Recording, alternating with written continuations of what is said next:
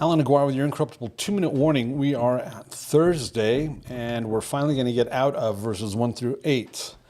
And I'm pretty sure tomorrow I'm going to end up reading. We're going to do verses 9 through 13 this morning. Well, try to. And I'm pretty sure we're going to reread, all at once, those first 13 verses tomorrow on Friday. After breaking them all down, I think reading them in context, you'll understand what it is that Paul is actually saying, because we actually enter into actual Torah teaching right here in these next few verses, and you got to have the context, you know what I mean? So, all right, this is still under the heading in the English Standard Version of God's righteous judgment. Verse 9, there will be tribulation and distress for every human being who does evil. The Jew first, and also the Greek or the Gentile. He's not mincing words here. Here's the complete Jewish Bible. Yes, he will pay back misery and anguish to every human being who does evil. To the Jew first, then to the Gentile. Back to English Standard.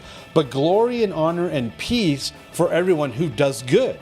The Jew first, and also the Greek. Remember, it said that salvation is to the Jew first, but so is blessing and cursing. Verse 11, for God shows no partiality. For God does not show favoritism. All right. This next section in the English Standard Version is titled God's Judgment and the Law. So, God's judgment in the Torah, starting in verse 12. 2 verses. Ready? For all who have sinned without the law, right?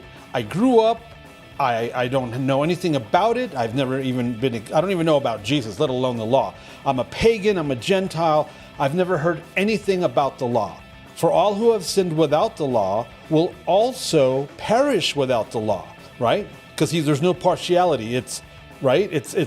He can't impose something on you that you don't know about. And all who have sinned under the law will be judged by the law. Now, the fact that you've heard me talk any amount, Christians can't say they've never heard about the law, right? So Christians they can't say that. Verse 13, for it is not the hearers of the law who are righteous before God, but the doers of the law who will be justified. Wait a second. Paul just said you're justified by doing Torah. That's what James said.